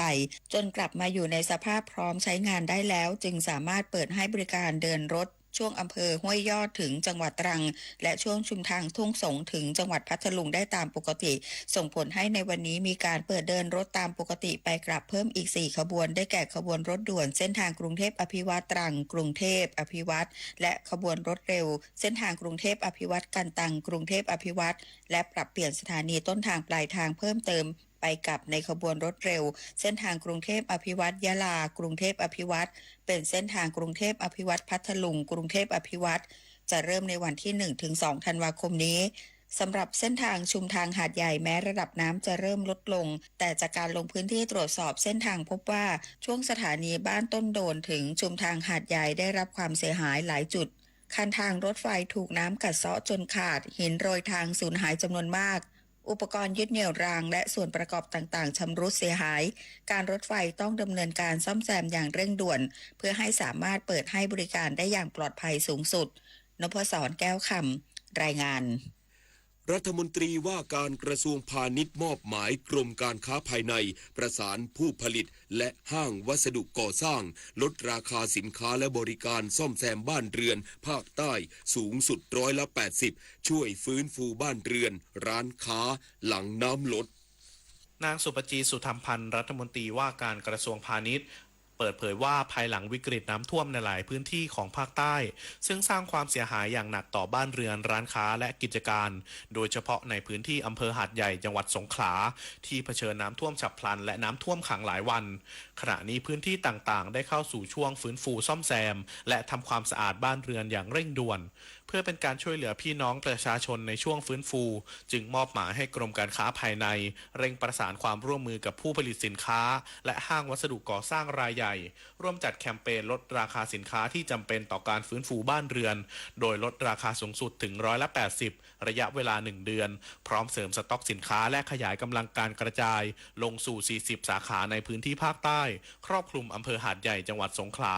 นครศรีธรรมราชสุราษฎร์ธานีชุมพรพัทลุงตรังสตูลยะลาและนราธิวาสนอกจากการลดราคาสินค้าจำเป็นแล้วผู้ประกอบการหลายรายยังได้ขยายบริการเสริมด้านการซ่อมแซมบ้านเรือนและงานโครงสร้างที่ได้รับผลกระทบจากน้ำท่วมทั้งการรีโนเวทการทาสีการซ่อมพื้นผนังและฝ้าเพดานรวมถึงการตรวจสภาพและแก้ไขโครงสร้างบ้านที่ชำรุดตลอดจนจัดบริการทีมช่างและช่างผู้เชี่ยวชาญเข้าพื้นที่หาดใหญ่และจังหวัดที่ได้รับผลกระทบอย่างหนักเพื่อรองรับความต้องการที่เพิ่มขึ้นในช่วงฟื้นฟูหลังน้ำลดปฏิพล สถาพรหมารายงาน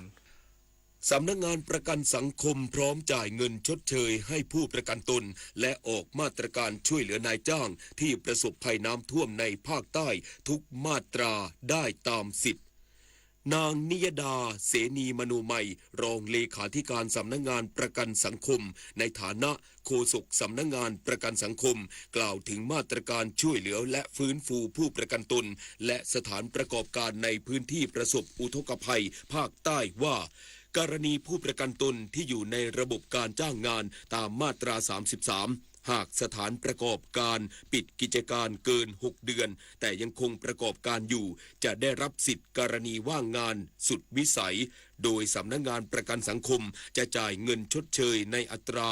50%ของค่าจ้างในการส่งเงินสมทบเป็นระยะเวลาไม่เกิน180วันหากสถานประกอบการใดหยุดดำเนินงานไม่ถึง6เดือนผู้ประกันตนจะได้รับการชดเชยตามระยะเวลาจริงส่วนผู้ประกันตนตามมาตรา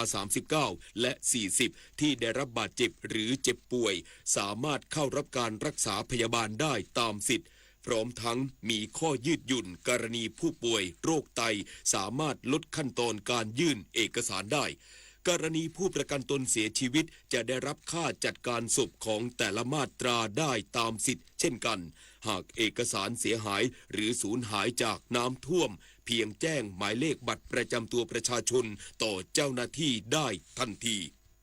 กรณีว่างานสุดวิสัยเนี่ยนะคะผู้ประกันตนสามารถติดต่อกับนายจ้างได้เลยนะคะเพราะว่าเดี๋ยวนายจ้างเนี่ยก็จะรวบรวมแบบขอรับประโยชน์ทดแทนแล้วก็ส่งให้สำนักงานประกันสังคมได้เพราะว่านายจ้างเนี่ยจะต้องมีการรับรองให้ลูกจ้างด้วยว่าลูกจ้างเนี่ยได้หยุดงานจากเหตุอุทกภัยครั้งนี้จริงแล้วก็นายจ้างไม่ได้จ่ายค่าจ้างนะคะอันนี้ก็จะมีการดำเนินการให้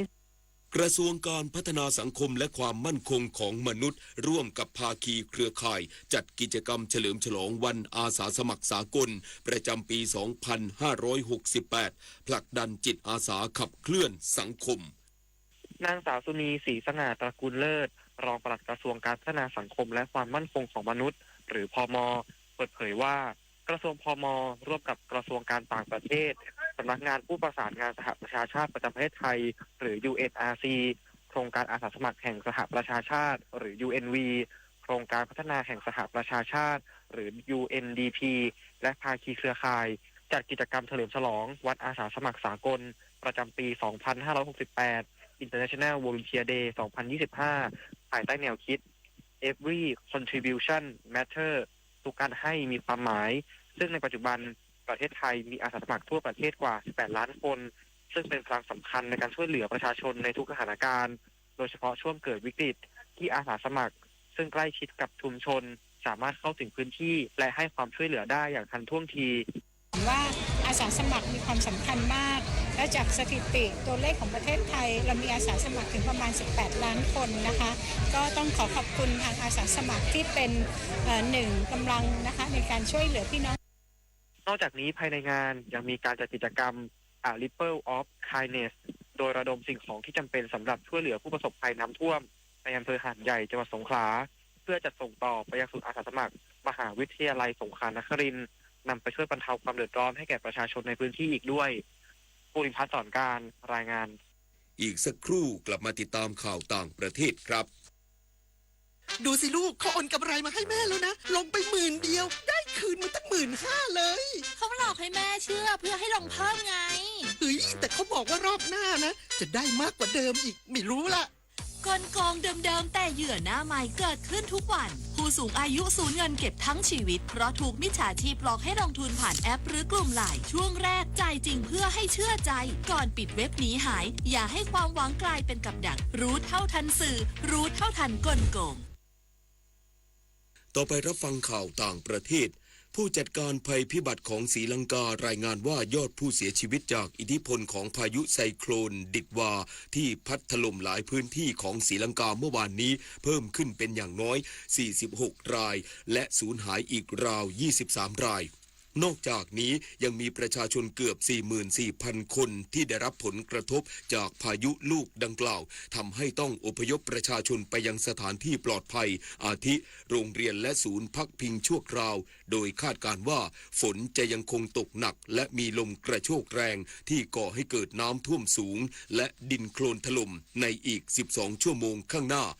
ด้านกรมชลประทานของศรีลังกาคาดการณ์ว่าเหตุอุทกภัยในครั้งนี้จะส่งผลกระทบต่อหลายพื้นที่ทางตอนใต้และทางตะวันออกของศรีลังการวมทั้งกรุงโคลัมโบเมืองหลวงของประเทศทำให้ตลาดหลักทรัพย์ของศรีลังการะงับการซื้อขายก่อนเวลาโรงเรียนหลายแห่งและบริการรถไฟยังคงหยุดให้บริการ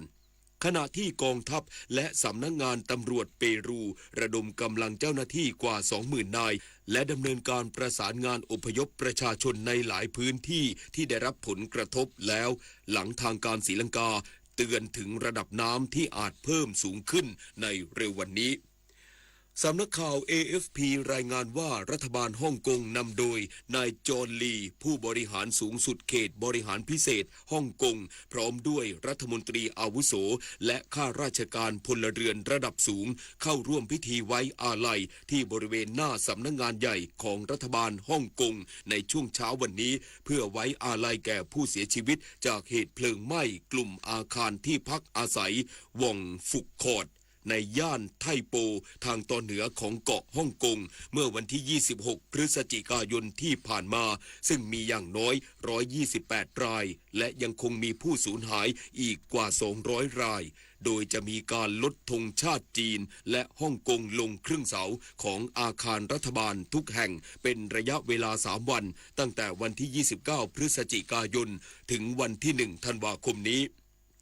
ขณะที่นายแอนดี้เหยิงหัวหน้าหน่วยดับเพลิงฮ่องกงกล่าวเพิ่มเติมว่าสาเหตุของการเกิดเหตุเพลิงไหม้ในครั้งนี้ยังไม่สามารถระบุได้แน่ชัดอย่างไรก็ตามการสอบสวนเบื้องต้นพบว่าเพลิงไหม้เริ่มต้นจากตาข่ายป้องกันชั้นล่างของกลุ่มอาคารหลังหนึ่งและโฟมบอร์ดที่ติดไฟง่ายรวมถึงนั่งร้านไม้ไผ่ที่มีส่วนทำให้ไฟลุกลามอย่างรวดเร็วและระบบสัญญาณเตือนภัยในอาคารทั้งหมดยังคงทำงานผิดปกตินอกจากนี้ทางการฮ่องกงยังเตรียมดำเนินคดีกับผู้ต้องสงสัย8รายในข้อหาทุจริตที่เชื่อมโยงกับโครงการปรับปรุงกลุ่มอาคารดังกล่าวนายนาอิมกัสเซมผู้นำกลุ่มติดอาวุธฮิสบอลเลาะห์ในเลบานอนออกแถลงการเมื่อวานนี้ที่ระบุว่ากลุ่มฮิสบอลเลาะห์จะดำเนินการตอบโต้รอบใหม่หลังกองทัพอิสราเอลสังหารนายเฮทัมอาลีทาบาทาไบผู้บัญชาการทหารระดับสูงของกลุ่มฮิสบอลเลาะห์ในปฏิบัติการโจมตีกรุงเบรุตเมืองหลวงของเลบานอนเมื่อวันที่ 23 พฤศจิกายนที่ผ่านมาท่ามกลางความกังวลว่าอิสราเอลอาจเพิ่มการโจมตีหลายพื้นที่ของเลบานอนเพื่อบีบบังคับให้กลุ่มฮิสบอลเลาะห์ต้องยอมสละคลังอาวุธทั้งหมดทางด้านนายเอวิเช่ อาดรีโฆษกกองทัพอิสราเอลออกแถลงการวิพากษ์วิจารณ์ต่อความเคลื่อนไหวดังกล่าวซึ่งอิสราเอลมองว่าความพยายามของกองทัพเลบานอนในการยึดอาวุธยุทโธปกรณ์ของกลุ่มฮิซบอลเลาะห์ยังคงไม่เพียงพอเนื่องจากกลุ่มฮิซบอลเลาะห์ยังคงควบคุมและดูแลรักษาคลังอาวุธทั้งหมดที่ตั้งอยู่ทางตอนใต้ของเลบานอน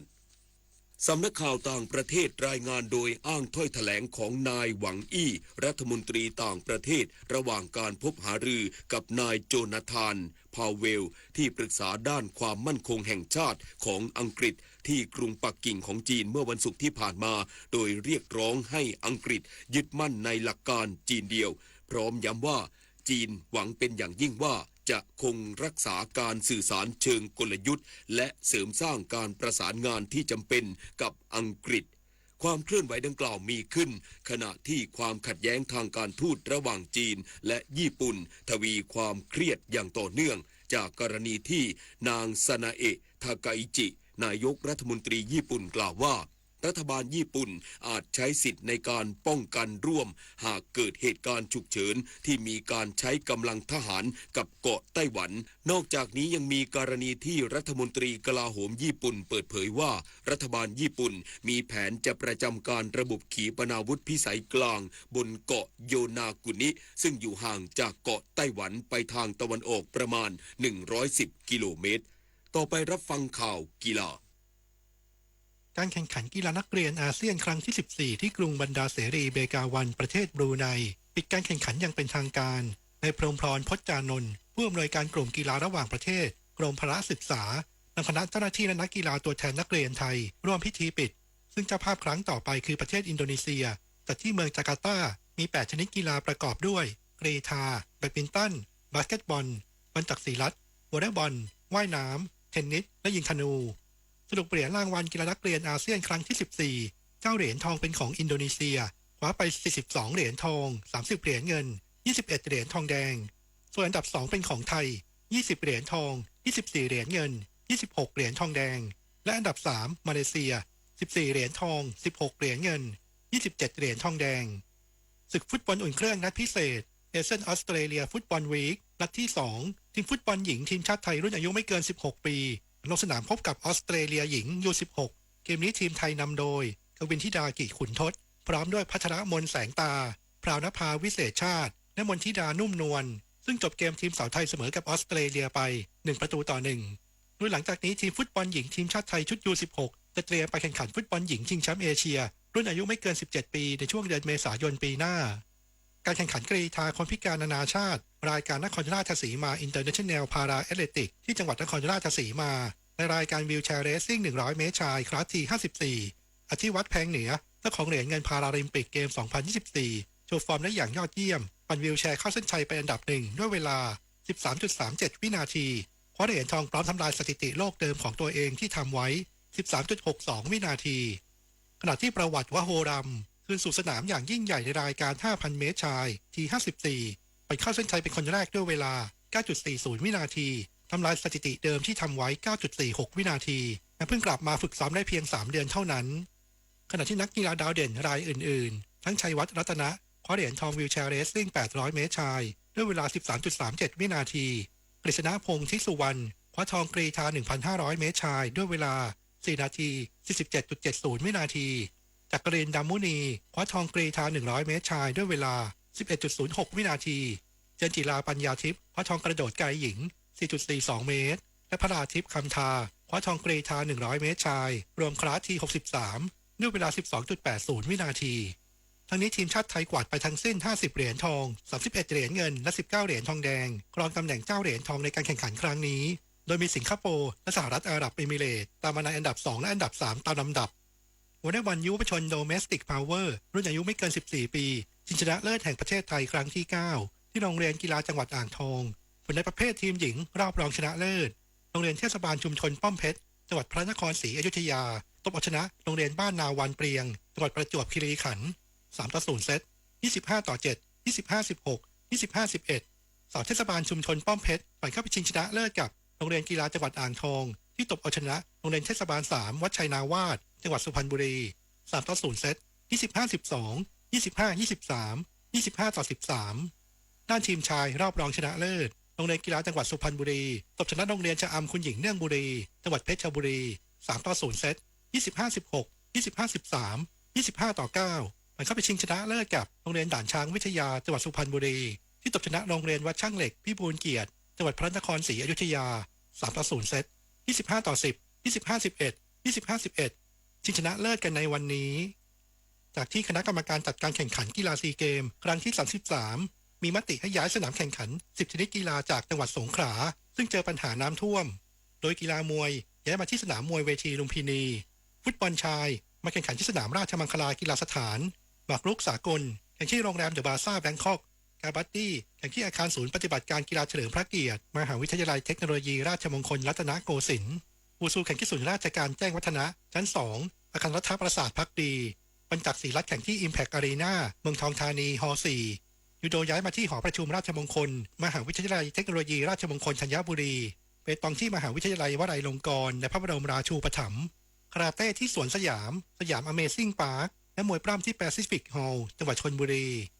ล่าสุดดร.ก้องศักดิ์ยอดมณีผู้ว่าการการกีฬาแห่งประเทศไทยเปิดเผยว่าสถานการณ์น้ำท่วมถือเป็นเหตุการณ์ที่ไม่มีใครคาดคิดทำให้ต้องย้ายสนามแข่งขันซึ่งยืนยันว่าจะมีมาตรการชดเชยความเสียหายให้กับทุกชาติรวมถึงเจ้าภาพร่วมอย่างสงขลาด้วยจะมีบางประเทศที่เขาติดต่อเรื่องของการเดินทางเรื่องของตั๋วเครื่องบินต่างๆเรียบร้อยแล้วนะอันนี้เราจะดูตามเอกสารจริงนะครับว่ามีการเสียหายเกิดขึ้นหรือไม่เราก็ต้องมีการชดเชยเพราะว่าไม่ได้เป็นความผิดของประเทศเหล่านั้นนะครับแล้วก็ในส่วนของประเทศไทยเองเราก็เข้าใจนะครับว่าสงขลาเนี่ยตั้งใจมากนะครับตั้งแต่ระดับท่านผู้ว่าราชการจังหวัดไปจนถึงเอกชนต่างๆนะครับรวมถึงโรงแรมต่างๆด้วยผู้ช่วยศาสตราจารย์พิมลศรีวิกรประธานคณะกรรมการโอลิมปิกแห่งประเทศไทยและประธานมนตรีซีเกมเป็นประธานการประชุมคณะกรรมการบริหารโอลิมปิกที่บ้านอัมพวันโดยคณะกรรมการโอลิมปิกกัมพูชาได้แจ้งขอถอนส่งนักกีฬาเข้าร่วมแข่งขันกีฬาซีเกมครั้งที่ 33เพิ่มอีก1ชนิดกีฬาคือวอลเลย์บอล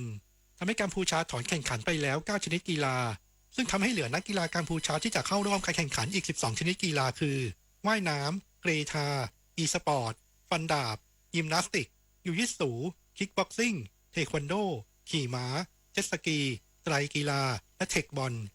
ทั้งนี้สหพันธ์เซปักตะกร้อโลกและเอเชียแจ้งมาว่าจะลงโทษกัมพูชาด้วยการห้ามเข้าร่วมการแข่งขันกีฬาเอเชียนเกมที่ญี่ปุ่นในปีหน้าหลังจากถอนตัวไม่เข้าร่วมการแข่งขันกีฬาซีเกมขณะที่กีฬาอื่นๆก็ขึ้นอยู่กับสหพันธ์กีฬานั้นๆจะเป็นผู้พิจารณาเพราะเป็นการทำผิดกฎถอนตัวหลังจากได้ยื่นหนังสือส่งรายชื่อนักกีฬาเข้าสู่ระบบการแข่งขันแล้วดร.วิจิตรสิทธินาวินนายกสมาคมกีฬาไตรกีฬาแห่งประเทศไทยได้แจ้งที่ประชุมทราบว่าในส่วนของไตรกีฬากัมพูชาส่งรายชื่อนักกีฬา11คนเป็นนักกีฬาจากฝรั่งเศสถึง10คนเป็นนักกีฬาจีน1คนและผู้ฝึกสอนก็เป็นชาวฝรั่งเศสตั้งเป้าจะคว้า4เหรียญทองซึ่งนักกีฬาทั้ง11คนมีสถิติเทียบเท่าระดับโลกซึ่งก็ต้องมาดูกันว่ากัมพูชามีการดึงนักกีฬาต่างชาติมาแข่งขันได้อย่างไรและถูกต้องหรือไม่ขณะที่เรื่องเงินรางวัลนักกีฬาที่มีการผลักดันโดยคณะกรรมการโอลิมปิกนายชัยพักดิ์สิริวัฒน์รองประธานคณะกรรมการโอลิมปิกกล่าวว่าดร.ก้องศักดิ์ยอดมณีผู้ว่าการการกีฬาแห่งประเทศไทยแจ้งว่าร้อยเอกธรรมนัสพรหมเผ่ารองนายกรัฐมนตรีพยายามหาช่องทางในการเพิ่มให้แต่อาจจะไม่ได้เท่ากับที่เสนอไปแต่มองว่าเป็นข่าวดีที่จะทำให้นักกีฬามีขวัญกำลังใจในการแข่งขันเรนวูดกรุ๊ปผนึกกำลังสมาคมกีฬาเทเบิลเทนนิสสานสัมพันธ์50ปีไทยจีนเตรียมจัดศึกเทเบิลเทนนิสเยาวชนครั้งประวัติศาสตร์ชิงถ้วยมิตรภาพไทยจีนประจำปี 2568 ที่อาณาจักรเรนวูดพาร์ควันที่ 6-7 ธันวาคมนี้ซึ่งนายสกุลอริยะโชติมาเลขาธิการสมาคมกีฬาเทเบิลเทนนิสแห่งประเทศไทยเปิดเผยว่ารายการนี้เป็นบททดสอบฝีมืออย่างแท้จริงเนื่องจากทางจีนได้คัดเลือกนักกีฬาจากกว่า600คนเหลือเพียง25คนเพื่อมาเยือนไทยขณะที่สมาคมได้ส่งชุดเยาวชนทีมชาติไทยที่ผ่านการคัดเลือกจากทั่วประเทศลงทำการแข่งขันถือเป็นแมตช์คุณภาพที่หาชมได้ยากและจะเป็นโมเดลของการพัฒนานักกีฬาเยาวชนไทยสู่ระดับโลกพิจิตร กาญจนากุลรายงานธนาคารขอแจ้งว่าบัตรเครดิตในชื่อของท่านมียอดค้างจ่ายจำนวนมากหากไม่จ่ายจะถูกดำเนินคดีนะคะชื่อของคุณเกี่ยวข้องกับบัญชีม้าตำรวจต้องตรวจสอบเส้นทางการเงินครับคุณได้รับเงินภาษีคืนนะคะช่วยกดลิงก์ยืนยันด้วยค่ะอย่าเสียเวลาคุยอย่ากดลิงก์หรือกดติดตั้งแอปพลิเคชันที่มีการอ้างเพราะสถาบันการเงินและหน่วยงานภาครัฐไม่มีนโยบายติดต่อประชาชนทางโทรศัพท์หรือการส่งข้อความถ้าเจอแบบนี้มิจฉาชีพแน่นอนครับ คนละครึ่ง plus รู้ไหมใช้อะไรได้บ้างใช้ซื้อสินค้าอาหารเครื่องดื่มบริการนวดสปาทำเล็บทำผมขนส่งสาธารณะแต่เดี๋ยวก่อนถ้าจะนำไปใช้ซื้อสลากกินแบ่งรัฐบาลเครื่องดื่มแอลกอฮอล์ผลิตภัณฑ์ยาสูบบัตรกำนันบัตรเงินสดแบบนี้ไม่ได้นะครับที่สำคัญต้องจ่ายตามจริงห้ามทอนเป็นเงินสดห้ามรับแลกสินค้าหรือบริการคืนเป็นเงินสดนะคะดูรายละเอียดเพิ่มเติมได้ที่ www.konlakringplus.com ต่อไปเป็นพยากรณ์อากาศกรมอุตุนิยมวิทยาพยากรณ์อากาศ24ชั่วโมงข้างหน้าประเทศไทยตอนบนจะมีอุณหภูมิสูงขึ้นกับมีหมอกในตอนเช้าแต่ยังคงมีอากาศเย็นถึงหนาวขอให้ประชาชนในบริเวณดังกล่าวดูแลรักษาสุขภาพเนื่องจากสภาพอากาศที่เปลี่ยนแปลงรวมถึงให้ระวังอันตรายจากอัคคีภัยที่อาจเกิดขึ้นเนื่องจากอากาศแห้งไว้ด้วยเนื่องจากบริเวณความกดอากาศสูงหรือมวลอากาศเย็นกำลังค่อนข้างแรงที่ปกคลุมประเทศไทยตอนบนและทะเลจีนใต้เริ่มมีกำลังอ่อนลงสำหรับภาคใต้มีฝนน้อยเนื่องจากมรสุมตะวันออกเฉียงเหนือที่พัดปกคลุมอ่าวไทยภาคใต้และทะเลอันดามันมีกำลังอ่อนลงส่วนคลื่นลมบริเวณอ่าวไทยมีกำลังปานกลางโดยมีคลื่นสูงประมาณ2เมตรบริเวณที่มีฝนฟ้าคะนองคลื่นสูงมากกว่า2เมตรขอให้ชาวเรือบริเวณอ่าวไทยและทะเลอันดามันเดินเรือด้วยความระมัดระวังและหลีกเลี่ยงการเดินเรือในบริเวณที่มีฝนฟ้าคะนองอันหนึ่งพายุโซนร้อนกำลังแรงโคโตะบริเวณทะเลจีนใต้ตอนกลางคาดว่าจะเคลื่อนเข้าใกล้ชายฝั่งประเทศเวียดนามในช่วงวันที่2ถึง3ธันวาคม2568ในขณะที่บริเวณความกดอากาศสูงหรือมวลอากาศเย็นปกคลุมบริเวณประเทศเวียดนามและทะเลจีนใต้ตอนบนส่งผลให้พายุนี้จะอ่อนกำลังลงอย่างรวดเร็วตามลำดับและมีพายุดิเพรสชันบริเวณทะเลจีนใต้ด้านตะวันออกของประเทศมาเลเซียมีแนวโน้มเคลื่อนออกไปทางทะเลจีนใต้ตอนกลางโดยพายุทั้งสองนี้ไม่เคลื่อนเข้าสู่ประเทศไทยพยากรณ์อากาศตั้งแต่เที่ยงวันนี้จนถึงเที่ยงวันพรุ่งนี้ภาคเหนืออากาศหนาวกับมีหมอกในตอนเช้าและอุณหภูมิจะสูงขึ้น 1-3 องศาเซลเซียสอุณหภูมิต่ำสุด 9-15 องศาเซลเซียสบริเวณยอดดอยอากาศหนาวถึงหนาวจัดอุณหภูมิต่ำสุด 5-10 องศาเซลเซียส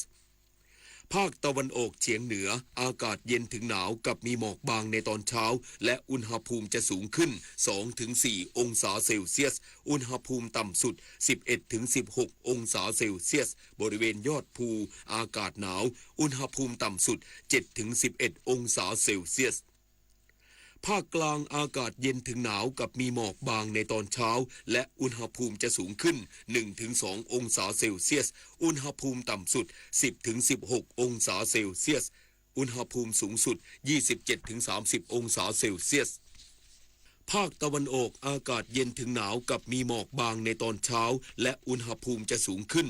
1-2 องศาเซลเซียสอุณหภูมิต่ำสุด 15-19 องศาเซลเซียสอุณหภูมิสูงสุด 29-31 องศาเซลเซียสลมตะวันออกเฉียงเหนือความเร็ว 20-35 กิโลเมตรต่อชั่วโมงทะเลมีคลื่นสูง 1-2 เมตรห่างฝั่งคลื่นสูงประมาณ 2 เมตรภาคใต้ฝั่งตะวันออกตอนบนของภาคอากาศเย็นถึงหนาวกับมีหมอกบางในตอนเช้าและอุณหภูมิจะสูงขึ้น 1-2 องศาเซลเซียสตอนล่างของภาคมีฝนฟ้าคะนอง10%ของพื้นที่ส่วนมากบริเวณจังหวัดปัตตานียะลาและนราธิวาสอุณหภูมิต่ำสุด 14-23 องศาเซลเซียสอุณหภูมิสูงสุด 27-30 องศาเซลเซียสลมตะวันออกเฉียงเหนือความเร็ว 20-35 กิโลเมตรต่อชั่วโมงทะเลมีคลื่นสูงประมาณ 2 เมตรบริเวณที่มีฝนฟ้าคะนองคลื่นสูงมากกว่า 2 เมตรภาคใต้ฝั่งตะวันตกอากาศเย็นในตอนเช้ามีฝนฟ้าคะนอง10%ของพื้นที่ส่วนมากบริเวณจังหวัดตรังและสตูลอุณหภูมิต่ำสุด 20-23 องศาเซลเซียสอุณหภูมิสูงสุด 30-32 องศาเซลเซียสลมตะวันออกเฉียงเหนือความเร็ว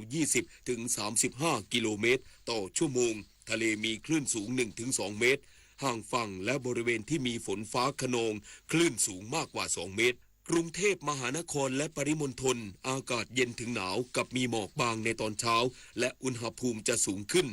1-2 องศาเซลเซียสอุณหภูมิต่ำสุด 17-18 องศาเซลเซียสอุณหภูมิสูงสุด 29-31 องศาเซลเซียสสภาวะระดับน้ำในแม่น้ำเจ้าพระยาที่หน้ากองบัญชาการกองทัพเรือคำนวณโดยกรมอุทกศาสตร์กองทัพเรือวันพรุ่งนี้น้ำขึ้นเต็มที่เวลา 13:58 นาทีสูงกว่าระดับทะเลปานกลาง 1 เมตร 55 เซนติเมตรน้ำลงเต็มที่เวลา 6:10 นาทีสูงกว่าระดับทะเลปานกลาง 84 เซนติเมตรและเวลา 22:28 นาทีสูงกว่าระดับทะเลปานกลาง 1 เมตร 3 เซนติเมตรวันนี้ที่ประภาคารกาญจนาภิเษกแหลมพรหมเทพจังหวัดภูเก็ตดวงอาทิตย์ตกเวลา 18:06 นาทีกรุงเทพมหานครดวงอาทิตย์ตกเวลา 17:48 นาที 12:51 นาทีต่อไปรับฟังข่าวบริการสภาสังคมสงเคราะห์แห่งประเทศไทยในพระบรมราชูปถัมภ์ขอเชิญร่วมแบ่งปันน้ำใจช่วยภัยพิบัติบริจาคอาหารและเครื่องอุปโภคบริโภคเพื่อจัดถุงยังชีพช่วยเหลือประชาชนที่ประสบอุทกภัยโดยติดต่อบริจาคได้ที่สภาสังคมสงเคราะห์แห่งประเทศไทย4 แยกตึกชัยถนนราชวิถีแขวงทุ่งพญาไทเขตราชเทวีกรุงเทพหรือบริจาคเงินช่วยเหลือโดยโอนเข้าบัญชีสภาสังคมสงเคราะห์แห่งประเทศไทยธนาคารกรุงเทพสาขาอุรุพงษ์เลขที่ 174-0-19713-2สอบถามรายละเอียดเพิ่มเติมหมายเลขโทรศัพท์ 025347533-37 ตั้งแต่บัดนี้เป็นต้นไปต่อไปรับฟังบทความประจำวันบทความประจำวันวันนี้เสนอเรื่องทางเลือกใหม่ในการรักษาโรคโมยาโมย่า